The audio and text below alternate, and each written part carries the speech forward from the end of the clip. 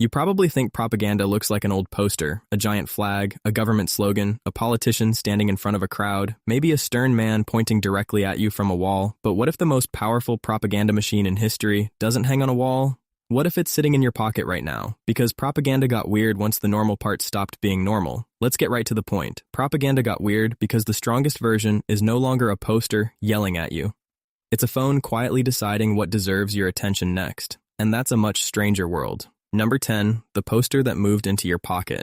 When most people hear the word propaganda, they imagine something obvious. Huge banners, military parades, government slogans, the kind of thing that practically screams, "Hello, I am propaganda." Nazi Germany and the Soviet Union are the classic examples. Posters, rallies, films, radio broadcasts, symbols everywhere.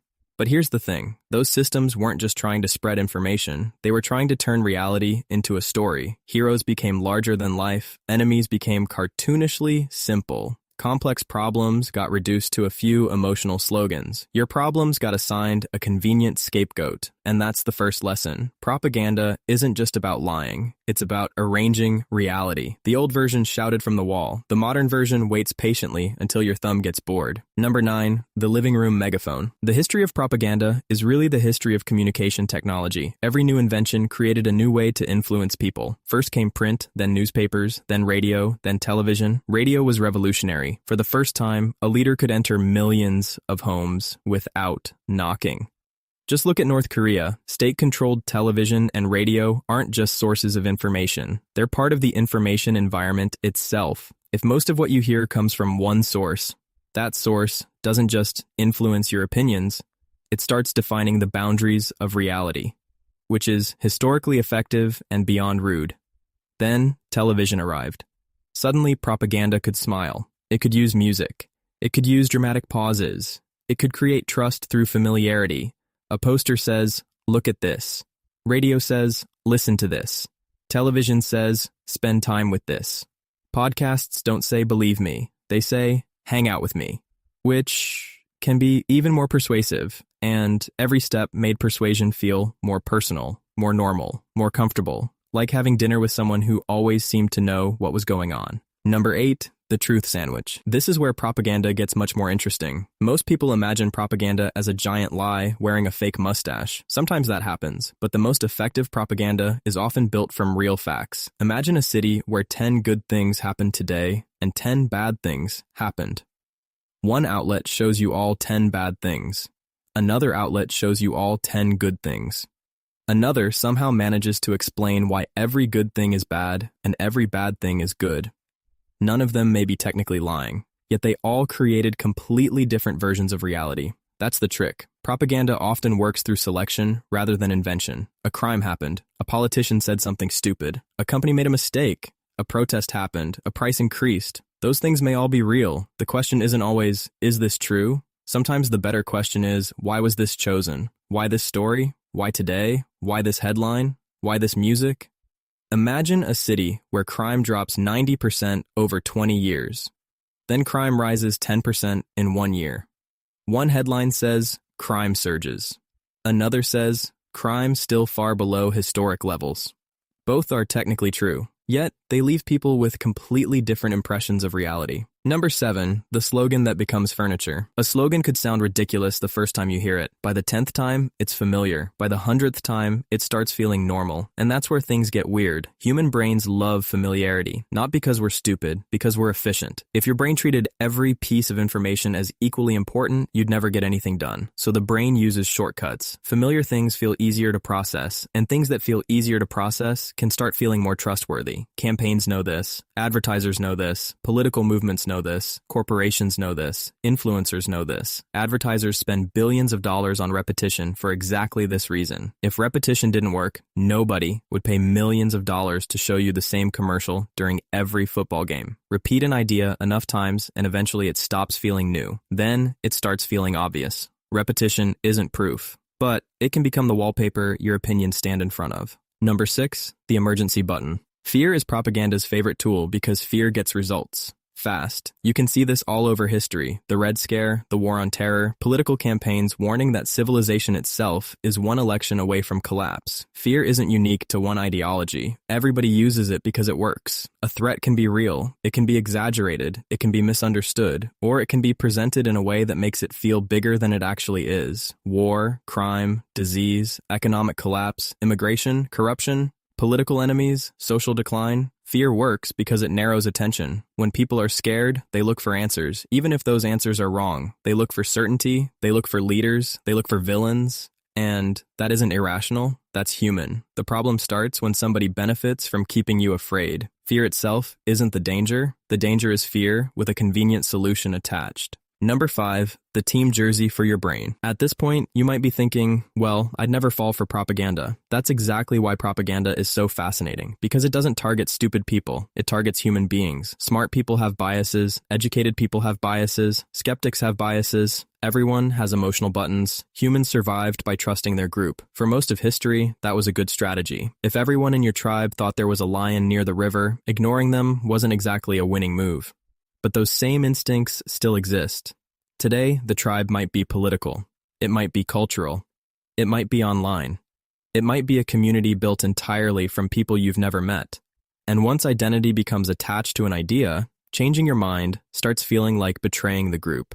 The uncomfortable truth is that propaganda works best when it aligns with what you already wanted to believe. Conservatives often imagine propaganda comes from universities and mainstream media. Progressives often imagine propaganda comes from corporations and right-wing media. Libertarians often imagine propaganda comes from government institutions. The funny thing is, they're all pointing at real examples. The uncomfortable part is that most people are much worse at spotting propaganda they agree with. The easiest propaganda to spot is the propaganda aimed at somebody else. And modern technology has made that problem much worse. Number 4, the bubble with excellent Wi-Fi. Here's a strange modern reality. 2 people can stand in the same grocery store, shop at the same stores, drive the same roads, live in the same town, and experience completely different realities online. One phone says society is collapsing, the other says everything is improving. One says disaster is everywhere, the other says disaster is being exaggerated. One sees an enemy, the other sees a neighbor. Both people feel informed, both people feel rational, both people think the other person is being manipulated.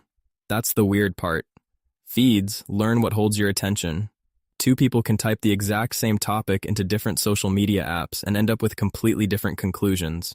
Not because one person is smarter, because they're standing in different information streams. You click one thing, the system gives you more. You watch one video, the system recommends another. You engage with one topic. Maybe your finger hovers for just a fraction of a second too long. The system starts building a world around it. Eventually, disagreement becomes rare, and rare things start looking suspicious. An echo chamber is basically a room where your own opinion keeps walking back and wearing different hats. Number 3, the outrage machine. Social media discovered something very important. Calm information is useful. Outrage is profitable. Think about the last time you angrily shared something. You probably didn't stop and think, excellent, my emotions are being manipulated. You probably thought, everyone needs to see this. That's what makes outrage so effective. It disguises itself as urgency. A thoughtful article can spread. An angry headline spreads faster. A balanced discussion can succeed. A furious argument usually performs better. And the platforms don't necessarily need a political agenda for this to happen. They just need to measure attention. After all, attention may be the single most valuable commodity of the modern age. That's what makes this so strange.